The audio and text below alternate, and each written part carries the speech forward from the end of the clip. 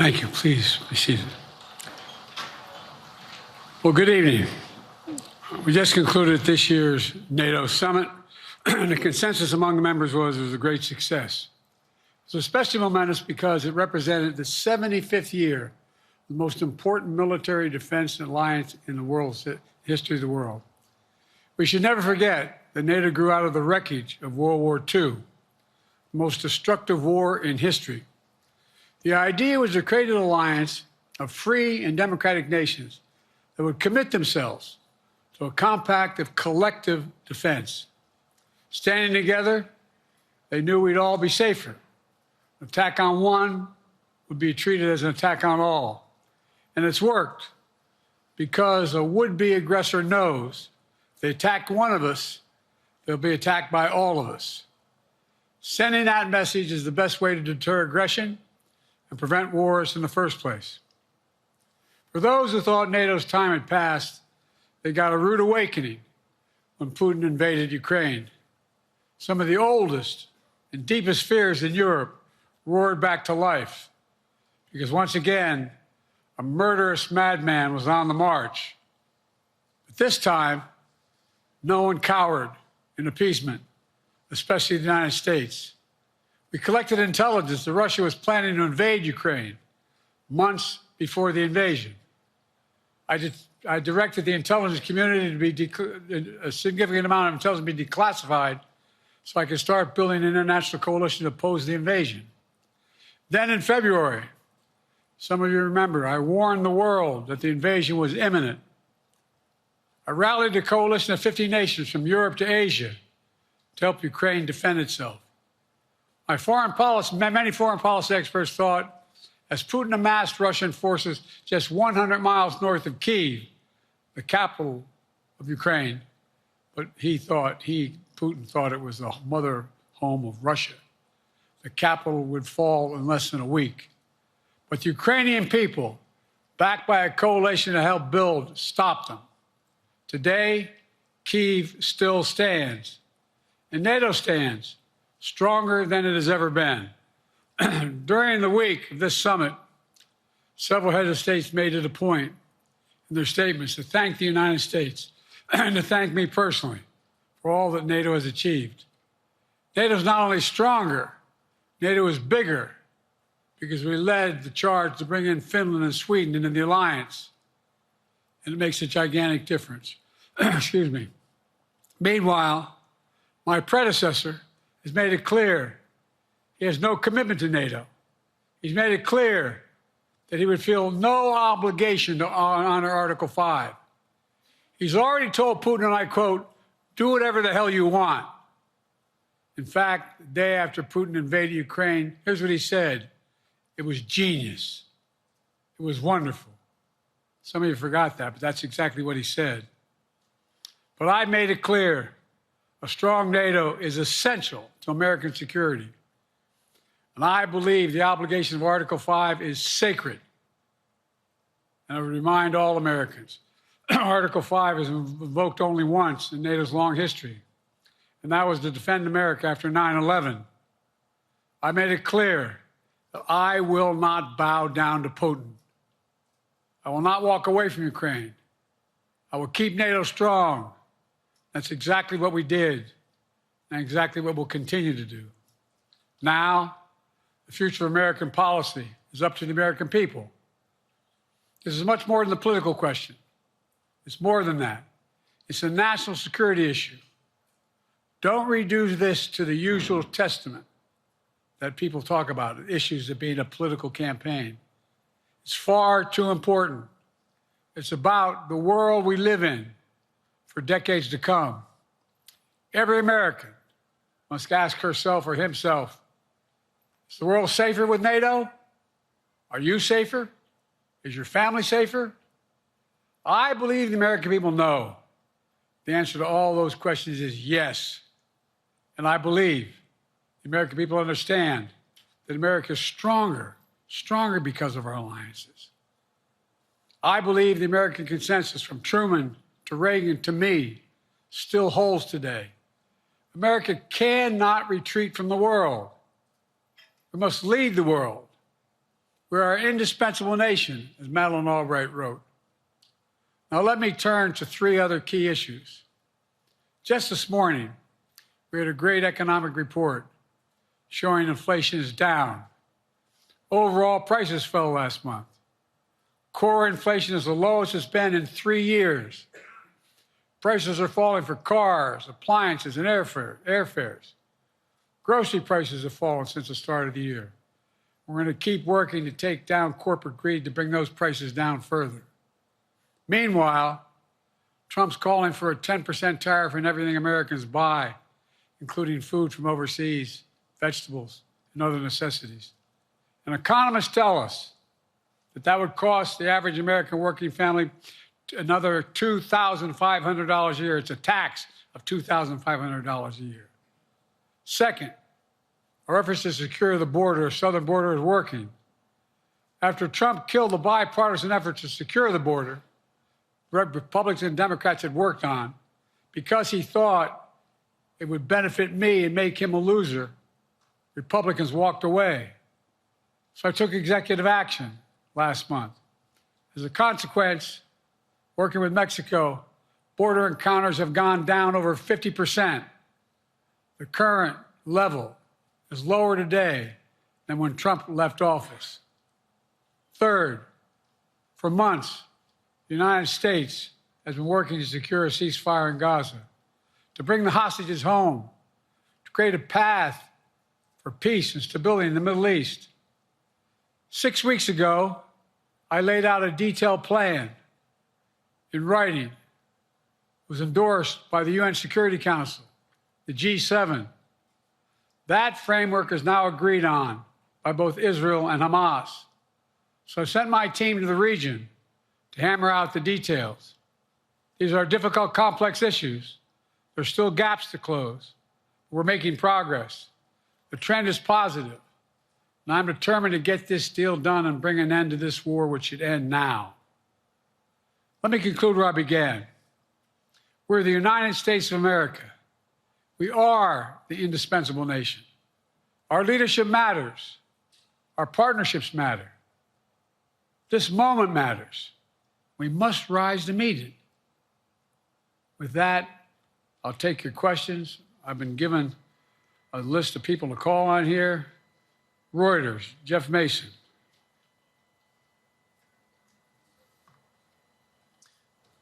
Mr. President, your political future has hung over the NATO summit a little bit this week. Speaker Pelosi made a point of suggesting that your decision on whether to stay in the race was still open. George Clooney and a handful of lawmakers have called on you to step aside. Reuters is reporting tonight that UAW leadership is concerned about your ability to win. UAW just endorsed me, but go ahead. Thank you. My question for you is, how are you incorporating these developments into your decision to stay? And separately, what concerns do you have about Vice President Harris's ability to beat Donald Trump if she were at the top of the ticket? Look, I wouldn't have picked Vice President Trump to be vice president, but I think she was not qualified to be president. So let's start there. Number one. The fact is that the consideration is that I think I'm the most qualified person to run for president. I beat him once, and I will beat him again. Secondly, the idea, I served in the Senate a long time. The idea that senators and congressmen running for office worry about the ticket is not unusual. And I might add, there are at least 5 presidents running or incumbent presidents who had lower numbers than I have now, later in the campaign. So there's a long way to go in this campaign. And so I'm just going to keep moving. And because, look, I got more work to do. We've got more work to finish. There's so much, we've made so much progress. Think about it. Think about where we are economically relative to the rest of the world. Name me a world leader who wouldn't want to trade places with our economy.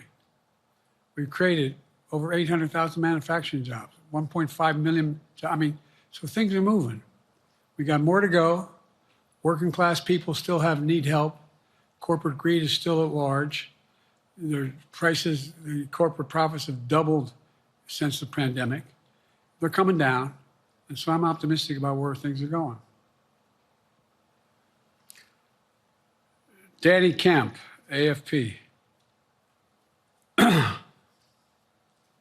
Thanks.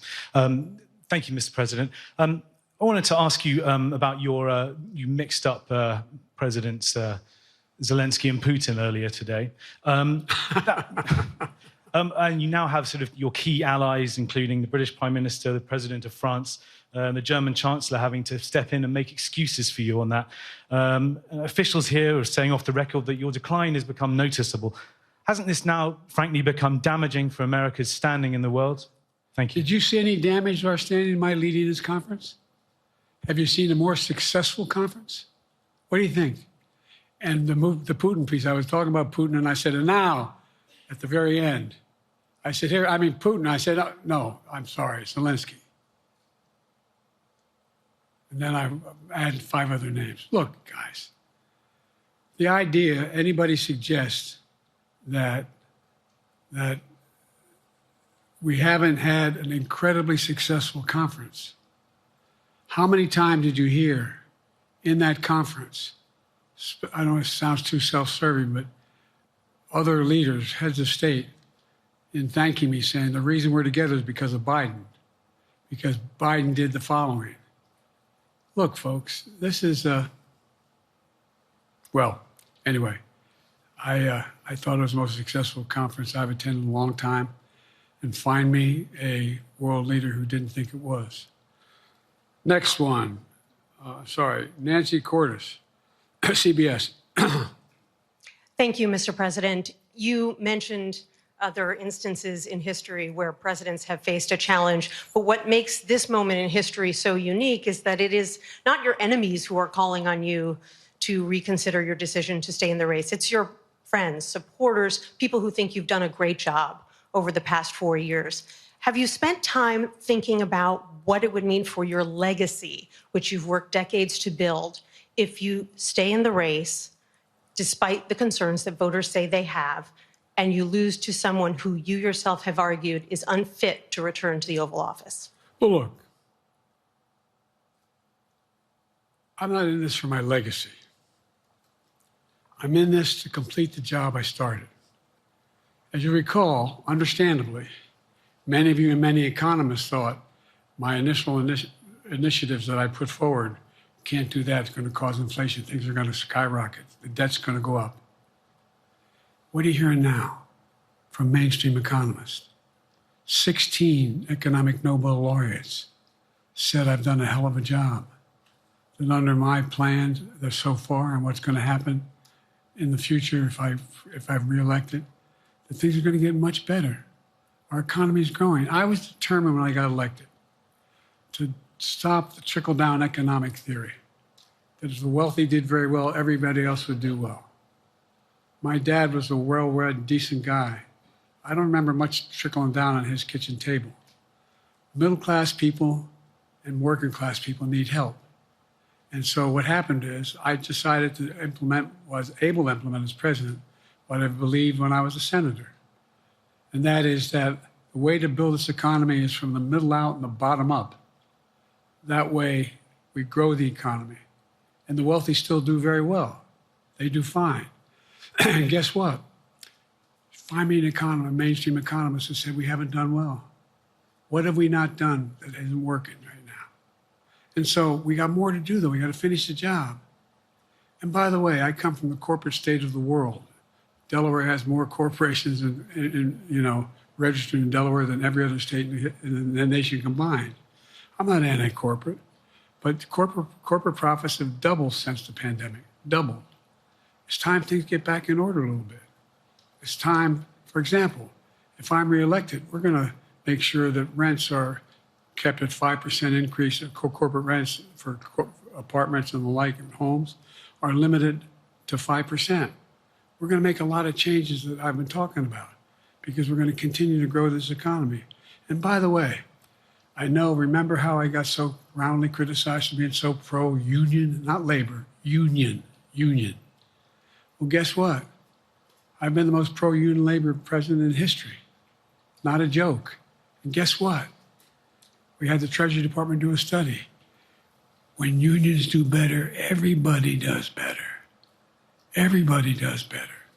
And we talk about how, for example, remember when we talked about getting the computer chip industry back in the United States? Used to be 40% of the industry. We invented the chip. 40% of the industry was in the United States. And former presidents decided that the best way to do it is find the cheapest labor in the world, send the product over there, and import what the product was. And so what did I do? I was told not to go over to Europe, to Asia, including Europe, but Asia. And I remember going to South Korea, convincing them to invest $20 billion in the United States to build computer chip factories. And I asked why when they finally decided to do it. And the answer was because you have the safest economy in the world, and you have the best workers in the world. So the whole idea here is we've invested, there's over $50 billion in investment in computer chip manufacturing just coming into being. None of you thought that would happen. None of you thought that would happen. But it's happening. It's happening. And it's going to grow economies all through. And by the way, red states and blue states. Matter of fact, there's as much in red states as in blue states. I've made no distinction. So my generic point is that the idea that we can't continue to build and grow the economy, make it fairer. Like I said, from my standpoint, when the middle class does well, that's when the whole economy grows. The poor have a shot, the wealthy do well, but the wealthy got to start paying their taxes. Your Vice President Kamala Harris would be ready to serve on day one. Can you elaborate on that? What is it about her attributes and her accomplishments over the last 4 years that make her ready to serve on day one if necessary? First of all, the way she's handled the issue of freedom of women's bodies to have control over their bodies. Secondly, her ability to handle almost any issue on the board. This was a hell of a prosecutor. She was a first-rate person, and in the Senate, she was really good. I wouldn't have picked her unless I thought she was qualified to be president. From the very beginning, I made no bones about that. She is qualified to be president. That's why I picked her. Felicia Schwartz, Financial Times. Thank you, Mr. President. Presidency is the most straining job in the world, and it's 24/7. How can you say you'll be up for that next year, in 2 years, in 4 years, given the limits you've acknowledged that you have today? The limits I've acknowledged I have? There's been reporting that you've acknowledged that you need to go to bed earlier and your evening around 8. That's not true. Look, what I said was, instead of my every day starting at 7 and going to bed at midnight, it'd be smarter for me to pace myself a little more. And I said, for example, the 8, 7, 6 stuff, instead of starting a fundraiser at 9 o'clock, start at 8 o'clock. People get to go home by 10 o'clock. That's what I'm talking about. I'm not talking about, and if you look at my schedule since I made that stupid mistake in the campaign, in the debate, I mean, my schedule has been full bore. I've done, where's Trump been? Riding around in his golf cart, filling out his scorecard before he hits the ball? I mean, look, he's done virtually nothing. And I have, I don't know how many, don't hold me to it, roughly 20 major events. Some with thousands of people showing up. And so I just think it's better. I always have an inclination, whether I was playing sports or doing politics, just to keep going, not stop. I just got to just pace myself a little more. Pace myself. And the next debate, I'm not going to be traveling into 15 time zones a week before. Anyway, that's what it was about. That's what it was about. And by the way, even with that, I love my staff, but they add things all the time. At the very end, I'm catching hell from my wife for that. Anyway, I'm sorry. Zeke Miller, Associated Press. Thank you, Mr. President. Two questions for you. First, on the NATO summit, President Zelensky, in your meeting with him, he pressed you to lift your limitations on the Ukrainian use of American weapons, saying that, in his public remarks afterwards, saying that Ukraine cannot win the war unless those limitations are lifted. Are you reconsidering your position on that? And then secondly, following up on Felicia's question there, leaders of your own party have said that they're not worried about that debate. They're worried about the next bad night and the bad night after that. How can you reassure the American people that you are up to the task and that there won't be more bad nights at a debate stage or somewhere else? First thing about Zelensky asking for the ability to strike deep into Russia. We've allowed Zelensky to use American weapons in the near term, in the near or abroad, into Russia.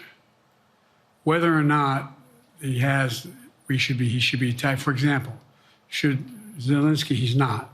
If he had the capacity to strike Moscow, strike the Kremlin, would that make sense? It wouldn't. The question is, what's the best use of the weaponry he has, and the weaponry we're getting to him? I've gotten a more long-range capacity, as well as defensive capacity. And so our military is where I'm following the advice of my commander-in-chief, the chief of staff of the military, as well as the Secretary of Defense and our intelligence people. And we're making a day-to-day basis on what they should and shouldn't go, how far they should go in. That's a logical thing to do. Second question related to Bad nights, sir. How can you reassure the American people that you won't have more bad nights, whether they be on a debate stage or it's a matter of foreign policy? Well, I tell you what, the best way to assure them is the way I assure myself. And that is, am I getting the job done? Am I getting the job done? Can you name me somebody who's got more major piece of legislation passed in 3.5 years? I created 2,000 jobs just last week. So if I slow down, I can't get the job done. That's a sign that I shouldn't be doing it. But there's no indication of that yet. None. Who I got here?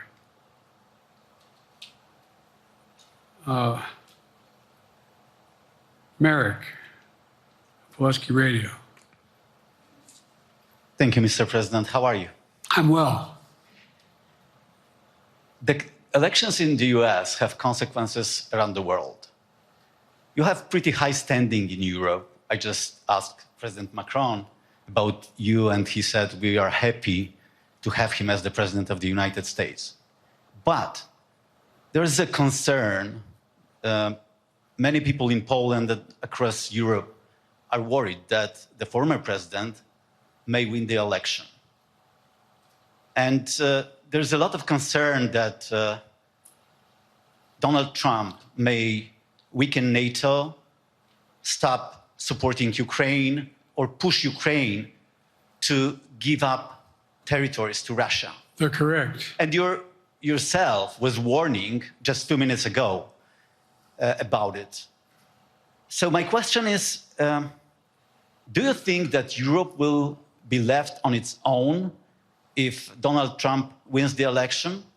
And what's your advice to European leaders to prepare for possible US disengagement? Well, look, I think, how can I say this without sounding too self-serving? I'm not having any of my European allies come up to me and say, Joe, don't run. What I hear them say is, you've got to win. You can't let this guy come forward. It'd be a disaster. It'd be a disaster. I mean, I think he said in one of his rallies, don't hold me to this, recently, where NATO, I just learned about NATO or something to that effect. Foreign policy has never been his strong point. And he seems to have an affinity to people who are authoritarian. That worries, as I tell you from Poland, that worries Europe. That worries Poland. And nobody, including the people of Poland, think that if he wins in Ukraine, he's going to stop in Ukraine. that that's going to be the end of it.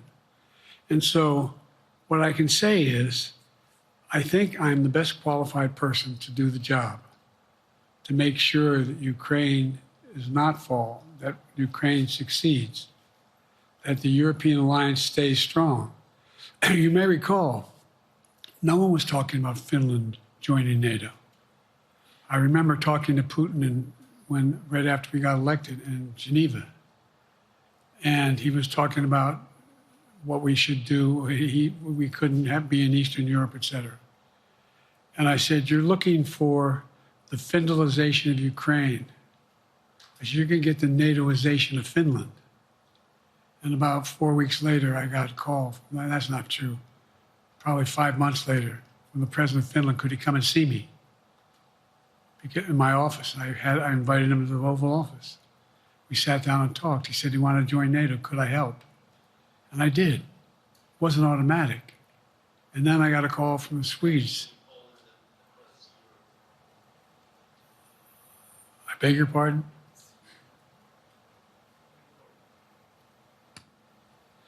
And so Finland joined NATO. 800-mile border is a significant, and they were already allies, but they weren't part of NATO. And you heard, I think you heard, maybe, I can't recall whether he said it publicly in our closed meeting, but he wouldn't mind being repeated. He said, we decided in Finland, the people of Finland decided they had to be part of NATO. It was in our interest because of the joint ability to be together, to dissuade any attack on Finland. And the same thing with Sweden. It took a lot of selling to some folks, particularly in Turkey and other places, to agree to the expansion. But it expanded. And we're a hell of a lot stronger because of it. We're more secure because of it. And by the way, I was able to get 50 other nations, 50, to support Ukraine. 50.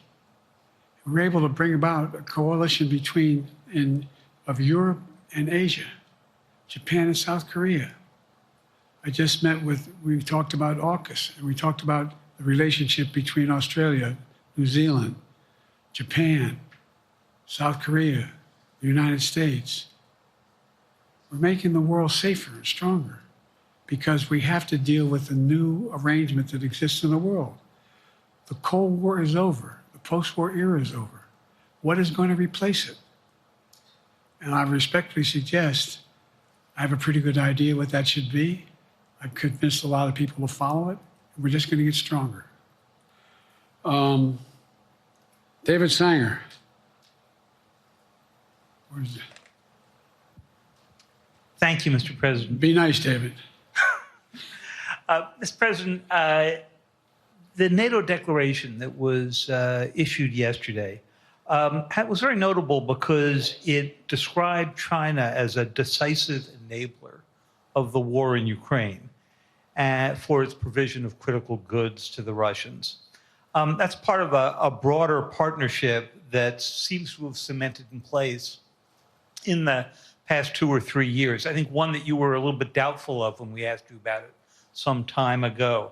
So I'd be interested to know whether you have a strategy now of trying to interrupt the partnership between China and Russia, and whether or not in a second term you would pursue that, if you could describe that strategy to us. And along the way, could you also tell us whether you think, just to follow up on Felicia's question, that if you were in a room with Vladimir Putin again, the way you were 3 years ago, or with President Xi, that a few years from now you will be able to go negotiate with them, handle them one-on-one? Well, the first part of the question is, we discussed and I raised in the NATO summit, and others raised, the future of China's involvement, what they're going to do, what they're doing with Russia in terms of accommodating, facilitating. They're getting access to additional. They're not supplying weapons themselves. They're supplying mechanisms for them to be able to get weapons. And China's position is basically, and I've spent more time with Xi Jinping than any world leader has over 90 hours since being vice president all the way through, for real. And by the way, I handed all my notes. But my point is that she believes that China is a large enough market that they can entice any country, including European countries, to invest there in return for commitments from Europe to do A, B, C, or D, or not to do certain things.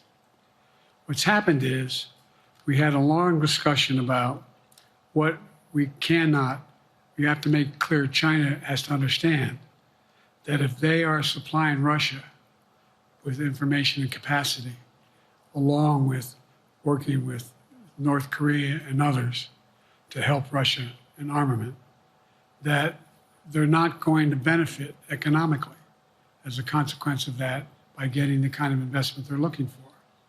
And so, for example, we're in a situation where, and we've reestablished direct contact with China after that, remember the balloon, quote unquote, going down, all of a sudden things came to an end? Well, we set up a new mechanism. There's a direct line between Xi and me, and our military has direct access to one another, and they contact one another when we have problems. The issue is that we have to make sure that she understands there's a price to pay for undercutting both the Pacific Basin as well as Europe, and it relates to Russia and dealing with Ukraine. And so for example, if you want to invest in China, as you know this area really well. If you want to invest in China, you have to have a 51% Chinese owner. You have to make sure that you do by their rules. And you don't have the authority, and you have to provide all access to all the data and information you have.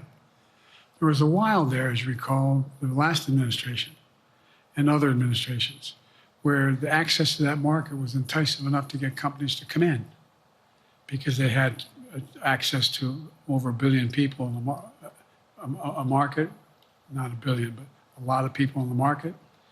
And so they were doing it. But that got curtailed when we started saying we're going to play by the same rules. For example, the idea they don't abide by the international rules related to subsidizing products by the government funding. So guess what? They're not going to be able to export their electric vehicles to the United States without a significant tariff. Others are doing the same thing around the world. But it is a concern. It is a concern that you have both China, North Korea, Russia, Iran, countries that are not necessarily coordinated in the past, looking to figure out how they can have impact. Interrupt that impact? Yes, I do, but I'm not prepared to talk about the detail of it in public. And I think you'll see that some of our European friends are going to be curtailing their investment in in China, as long as China continues to have this indirect help to Russia in terms of being able to help their economy as well as help them in, as a consequence of that, their ability to fight in Ukraine. The other thing that we talked a lot about is that, and I raised it, and I didn't hear any. I can't swear that everyone agreed because not everybody got to talk about it, but we need a new industrial policy in the West. For example, we talked about how both the EU as well as NATO has to be able to begin to build their own munition capacity, has to be able to generate their own capacity to provide for weapons and the ability to, it came as a surprise to some of us how we had fallen behind in the West in terms of the ability to construct new material, new weaponry, new everything from vehicles to weapon systems. And so one of the things that came out of this was we're going to be meeting again with a number of my colleagues, my European colleagues, is what do we do to increase the capacity of the West, particularly in Europe and Japan, to be able to generate the kind of ability to produce their own weapon systems. Not just for themselves, but to be able to generate that. It's the same, it's what Russia's trying to figure out. That they went to China and they didn't get the weapons, but then they went to North Korea. But we're going to be in a position where the West is going to become the industrial base for it to be able to, the ability to have all the defensive weapons that we need. That was a discussion as well. I'm not sure you answered on whether you would be ready to go deal with Putin and Xi 2 or 3 years from now. I'm ready to deal with them now and 3 years from now. Look,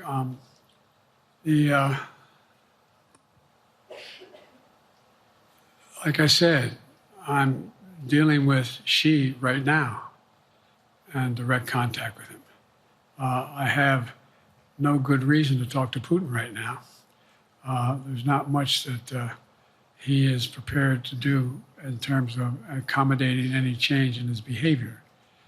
But there isn't any world leader I'm not prepared to deal with. But I understand the generic point is Putin ready to talk? I'm not ready to talk to Putin unless Putin's ready to change his behavior. And the idea, look, Putin's got a problem. First of all, in this war that he is supposedly have won, and by the way, I think, don't hold me to the exact number, but I think Russia had 17.3% of Ukraine that they've conquered. Now it's 17.4. I mean, in terms of percentage of territory. They've not been very successful.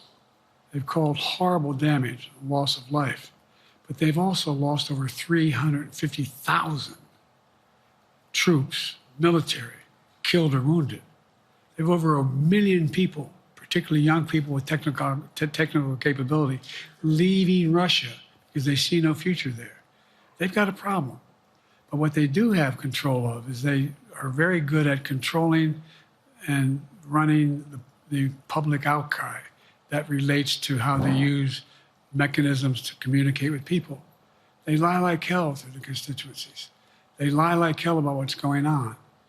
And so the idea that we're going to be able to fundamentally change Russia in the near term is not likely. But one thing for certain, if we allow Russia to succeed in Ukraine, they're not stopping in Ukraine. I recommend, I know you know this because you've written about it, read Putin's speech after they moved in, what it was all about in Kyiv. It wasn't about just, anyway, read what his objective is.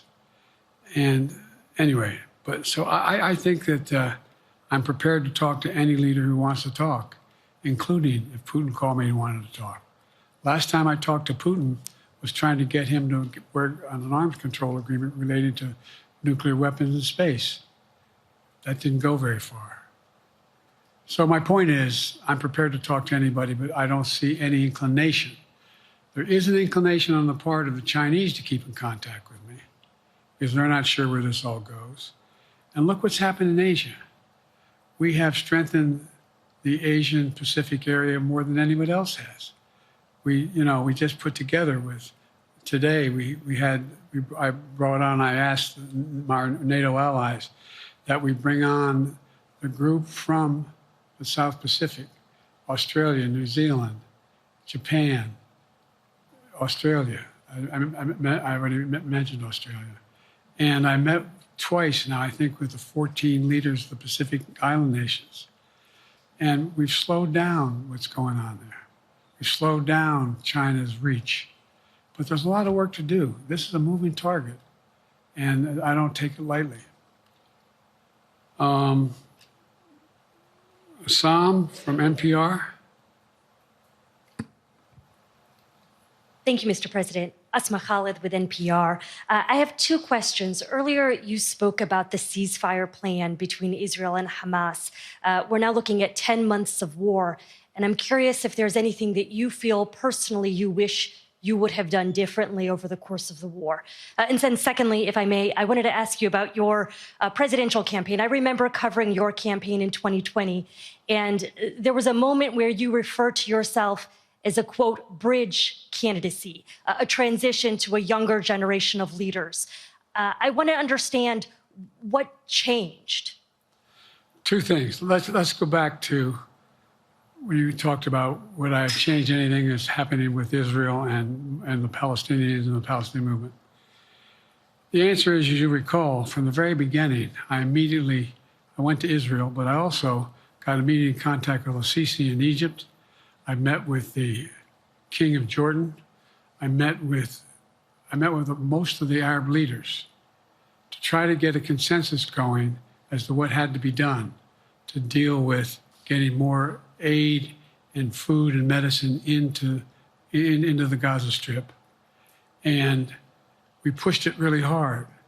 And Israel occasionally was less than cooperative, number one. The Israeli War Cabinet, I've been dealing with Israel since Golda Meir. Some of the reporters around here come me all the time have heard me say this. The first time I met with Golda Meir, I sat across from her at her desk, and her assistant was Rabin sitting next to me. That's how far back I go. I know Israel well, and I support Israel. But this war cabinet is one of the most conservative war cabinets in the history of Israel. And there's no ultimate answer other than a two-state solution here. And so what was able to be done in terms of the plan I put together was it would be a process for a two-state solution. And we get the Arab nations to, particularly from Egypt all the way to Saudi Arabia, to be in a position where they would cooperate in the transition so that they could keep the peace in Gaza without Israeli forces staying in Gaza. The question has been from the beginning, what's the day after in Gaza?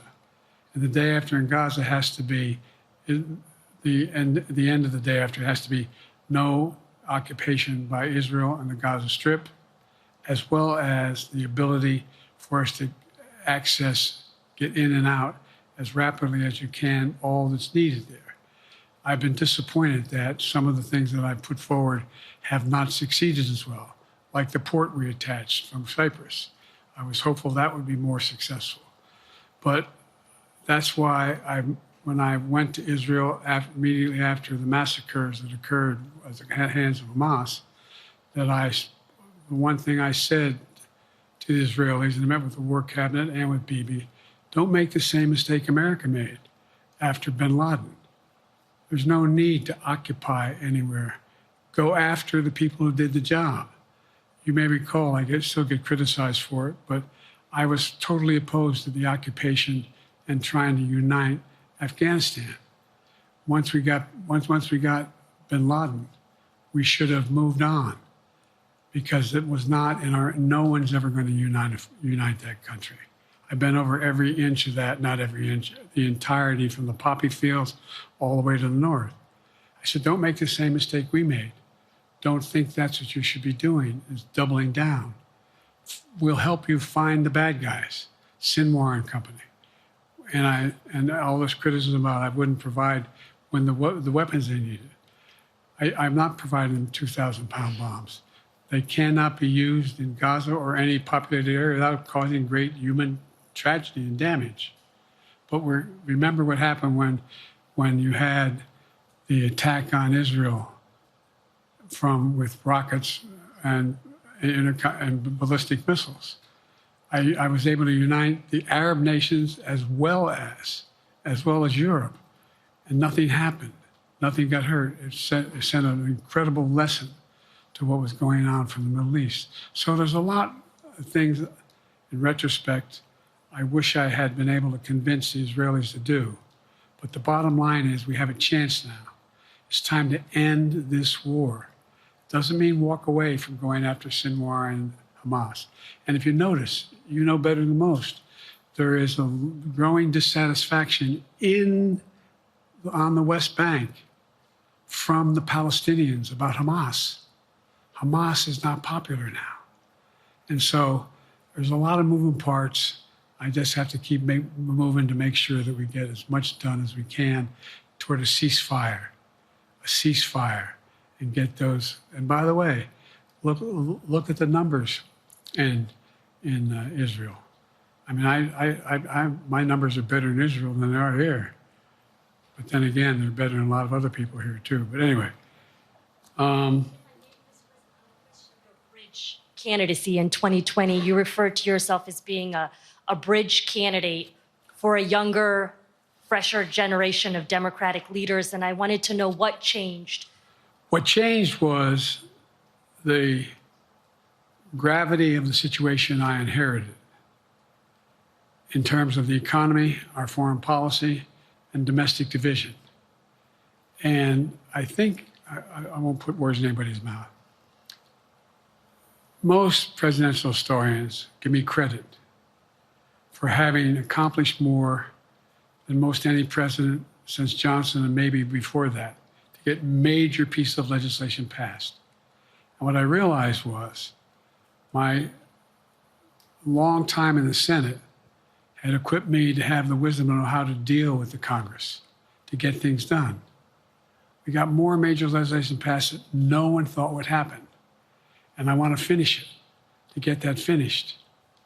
If tomorrow, if we had a circumstance where there was a lineup and I hadn't inherited what I did and we just moved things along, anyway, it's going to change. Last question. Haley Bull, Scripps.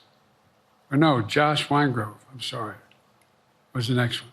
I'll do 2 more questions. Thank you, Mr. President. Many of your colleagues, Democrats on the Hill, are watching tonight as they assess what they want to say about your candidacy. I'm wondering how you're thinking of this right now. It seems like your answer is clear, but they're watching how things go tonight, tomorrow in Michigan, next week in Texas and Nevada. Are you thinking that way about whether how the next week or 2 goes would inform your... Am I using that way, you said? Are you thinking that way about how the next 2 weeks go? Will that affect your decision, or are you fully determined on running in November as the party's nominee? I'm determined on running, but I think it's important that I allay fears by let them see me out there.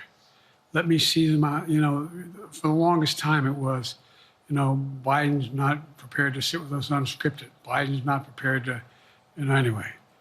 And so what I'm doing is, and I've been doing, I think we've done over 20 major events from Wisconsin to North Carolina, to demonstrate that I'm going out in the areas where we think we can win, where we can persuade people to move our way, or people are already there. And then look, the other thing is, we have the most extensive campaign organization of anybody's had in a long, long time.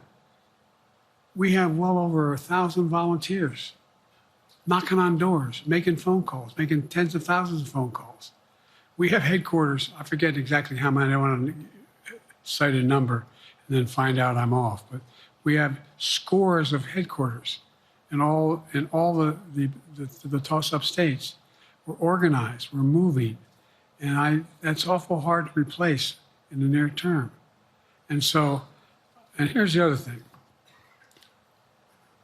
I was in the Senate a long time. Very proud of what I've done in the Senate. I was chairman of the Foreign Relations Committee for a long time, and I was chairman or ranking member and chairman of the Judiciary Committee. I'm going to be going down to the Johnson Library anyway, I'm going to be going around making the case of the things that I think we have to finish and how we can't afford to lose what we've done or backslide on civil rights, civil liberties, women's rights. There's that little button we have. Control guns, not girls. I mean, the idea, we're sitting around, this is where Kamala's so good as well. We're sitting around, more children are killed by a bullet than any other cause of death. The United States of America. What the hell are we doing? What are we doing? We've got a candidate saying, promised the NRA, don't worry, I'm not going to do anything. I'm not going to do anything.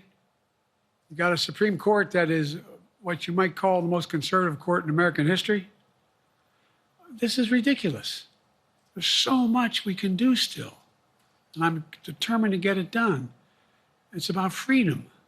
And by the way, I'll end this. Well, I'm not going to do that. Haley has to come up too. But I remember I made a speech on democracy in Philadelphia at Independence Hall. And I'm not being critical, just observing.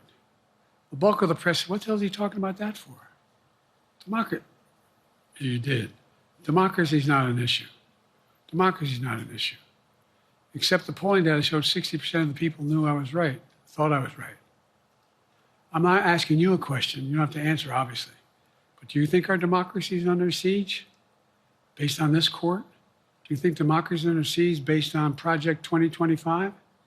Do you think he means what he says when he says he's going to do away with the civil service, eliminate the Department of Education, make sure, we've never been here before. And that's the other reason why you say, hand off to another generation. I've got to finish this job. I've got to finish this job because there's so much at stake. We've had some discussions over the past few days with your press secretary about the question of health exams. And you said you take a cognitive test every day in this job. Are you open to taking another physical or test before the election? Governor Whitmer of Michigan, for instance, said it wouldn't hurt to take a test. Well, look, two things. One, I've taken 3 significant and intense neurological exams by a neurologist. In each case, as recently as February. And they say I'm in good shape, okay? Although I do have a little problem with my left foot because it's not as sensitive because I broke my foot and didn't wear the boot.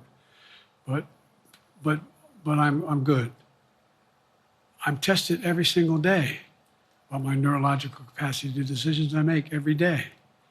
You talk to my staff, all of you talk to my staff. Sometimes my staff talks a lot. But the fact of the matter is, I don't think you have them telling you that all the major ideas we've undertaken haven't been in part initiated by me. I remember when the staff and I said, I'm going to go to South Korea, we're going to get the chip. What are you doing? I'm going to get Japan and Korea back together again after essentially having hostilities toward one another since the end of World War II. I'm going to move and see that we can expand it. The only thing age does is help you with it. Creates a little bit of wisdom if you pay attention. And so the point I'm making is, I think it's important that if the neurologist tells me he thinks I need another exam, and by the way, I've laid every bit of the record out, hadn't hidden a thing. You ought to ask Trump for his, okay? I laid it all out. And every single day, I'm surrounded by good docs. If they think there's a problem, I promise you, or even if they don't think it's a problem, they think I should have a neurological exam again, I'll do it.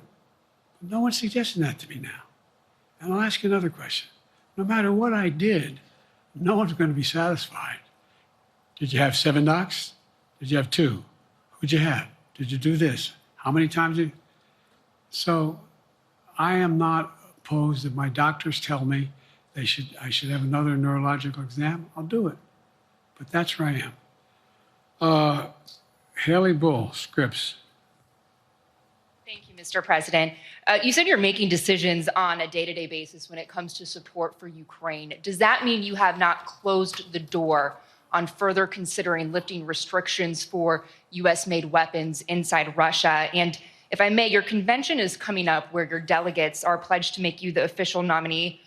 If they have second thoughts, are they free to vote their conscience? Obviously, they're free to do whatever they want, but I get overwhelming support. Overwhelming support. I won, I forget how many votes I won in the primary. Overwhelming.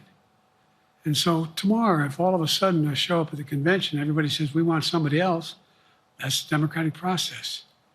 It's not going to happen. Even if that means they vote for someone else? Sure. Look, I'll end this with this. I served in the Senate a long time. I understand the impetus of candidates running for local office and whether they think the topic can help them or not.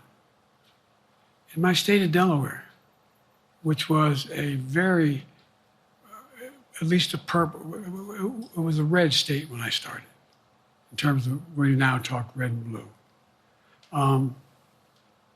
I don't recall most of the Democratic presidents winning my state when I was a candidate. The truth of the matter is I understand the self-interest of every candidate. If they think that, running with Biden at the top is going to hurt them, then they're going to run away. I get it. But so far, go and look at the polling data in their states. Look at the in-depth, and by the way, I think you'd all acknowledge, and you're all experts. I'm not being solicitous about the president. You're experts on this stuff. How accurate does anybody think the polls are these days? I can give you a series of polls where you have likely voters, me versus Trump, where I win all the time. When the unlikely voters vote, he wins sometimes. The bottom line is all the polling data right now, which I think is premature because the campaign really hasn't even started. I mean, it hadn't started in earnest yet. Most of the time, it doesn't start till after September, after Labor Day. So a lot can happen. But I think I'm the best I believe I'm the best qualified to govern. And I think I'm the best qualified to win. But there are other people who could beat Trump too. But it's awful start from scratch. And, we talk about, money raised. We're not doing bad. We got about $220 million in the bank. We're doing well. So with that, you have any want to follow up on any of that you just asked me? Yes. You earlier explained confidence in your vice president. Yes. If your team came back and showed you data that she would fare better against former President Donald Trump, would you reconsider your decision to stay in the race? No, unless they came back and said, there's no way you can win. Me. No one's saying that. No poll says that. Okay. Thanks. This ends tonight's press conference. Thanks, everybody.